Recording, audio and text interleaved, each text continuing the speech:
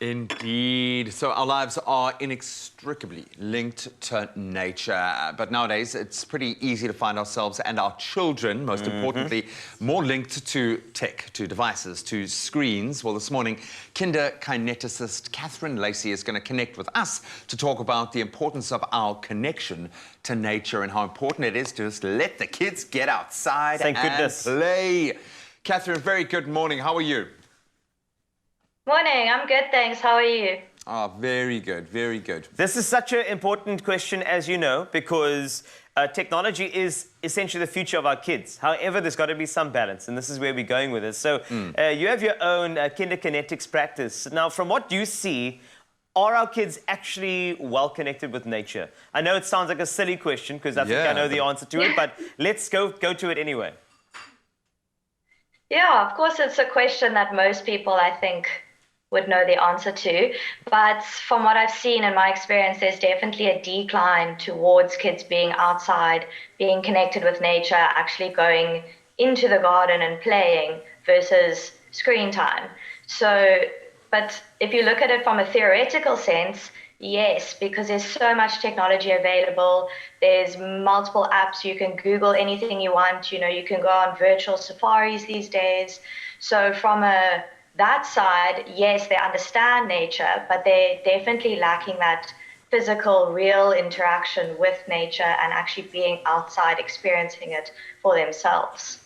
I'm a firm believer that we're going to see and are seeing a pushback, thankfully, like in many areas of kind of our growth at the moment. We are a lot more conscientious, and especially with so much focus on the environment, I think more people are connecting.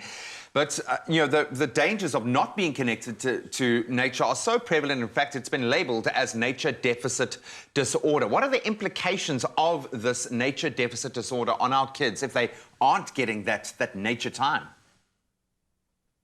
Yeah, so first it's important to understand what the disorder is. It's basically just described, you know, a decline in children being outside and actually spending time in nature. But it's also not something that medical professionals have classified. So you won't find it as an official diagnosis if you look at things like the DSM-5 or the ICD-10. But it is something, it's definitely a term that is being used and being researched just because of how children are interacting or not interacting with nature today. So, I mean, nature provides so much space for exploration, curiosity, imagination. I mean, when you're outside, you know, the possibilities are endless. Yeah. So for children to not have this, we're going to start seeing multiple things coming out of this, and children who maybe lack coordination, lack some balance, maybe their exploration and curiosity is not quite up there because they're used to being indoors. So many things that can come from this. I mean, with the experts that we've spoken to, we've even heard about, you know, links to immune deficiency, lack of vitamin D. So there is a physical manifestation. We need nature. That's where we come from. Yeah. But I think it's important to note the socioeconomics. I mean, you can't exactly just let your child run outside. Yeah. You know, there are a lot of things, barriers to that, given the safety concerns in a country like South Africa, which is quite important. In fact, I've got a little anecdote for you. One of my friend's kids, the kid was so smart because he said, go play outside. So the kid took his tablet outside and went to go and play outside. So I think the big question is, I mean, how do we encourage our kids to spend more time outdoors, given the socioeconomics and also how smart they are at times? I mean, are there some tips and tricks that we can use to get them out there? Yeah, I mean, it's so difficult today, and kids, like you said, they're so clever. You tell them to go outside, they take their tablet with them, or they try and kind of bargain with you, as in, if I spend so much time outside, then can I get so much time inside on my tablet, for example. But I think it's important to try and work it into your child's schedule. That's probably the easiest way. You know, children are so busy today. They have multiple extramurals. They have this that they need to go to. They have homework that they need to do. So just trying to work it into their schedules, and also just being outdoors with them. So I feel like that's an important thing that some people miss, is they send their kids outside, but they don't go with them. And then their kids kind of feel like, well, if I have to do it, why don't you have to do it?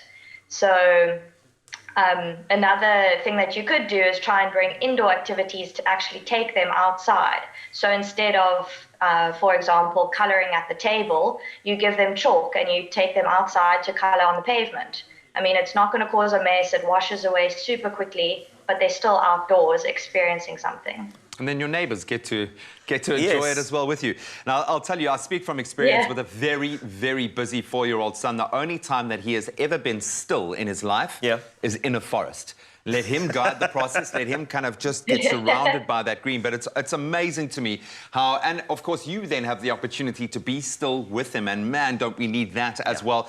Catherine, stick around. We've got more questions to fire away. And of course, we're going to delve a little deeper into the benefits of getting our kids and ourselves outdoors. And of course, we are celebrating all that is amazing about our wonderful natural world today. It's my feel-good breakfast show.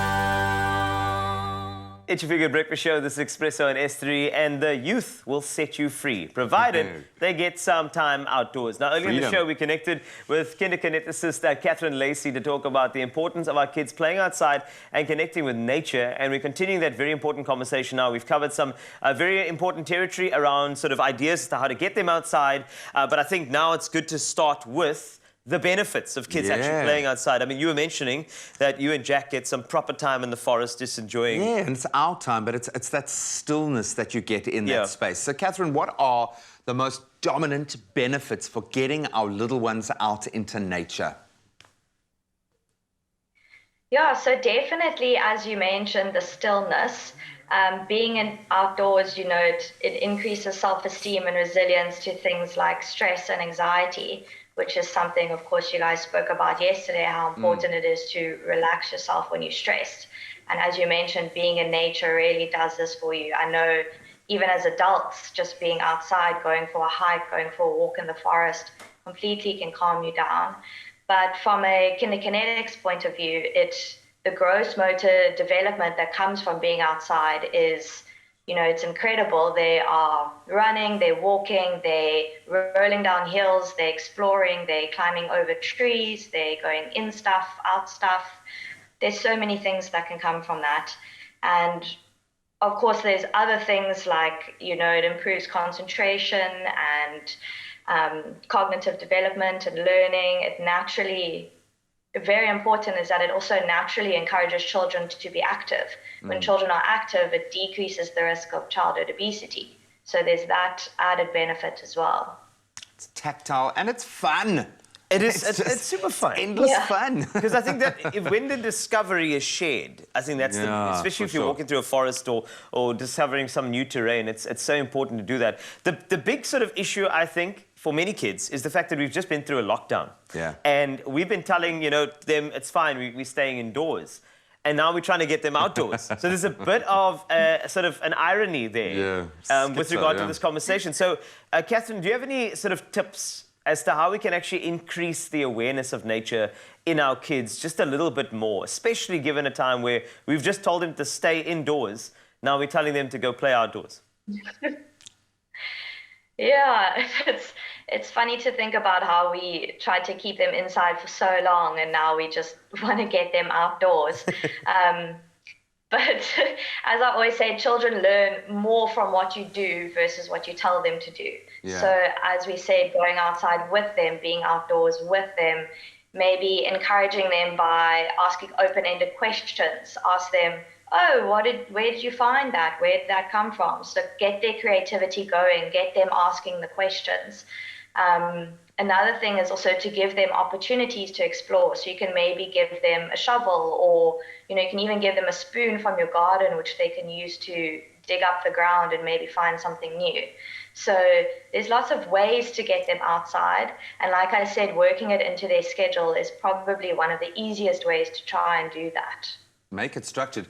There's also something about, if I think of my own path going to boarding school, which was very outdoor orientated, bravery, your courage, your character. You have to be a lot more brave when you're out there experiencing and having adventures. But we have spoken so many times on the show about the importance when it comes to early childhood development, the relationship with play. How is it more beneficial to play outside for them? Surely it's like a blank canvas out there. It is. Yeah. Yeah, as you mentioned, when a child's outside, there's just endless possibilities for what they can do. I've had children give me a rock as a present, but they've told me some elaborate story of how they found it. So, I mean, that imagination and curiosity is just, it's amazing to see. And play is the work of the child. That's what we always say, that's how they learn, that's everything that they know.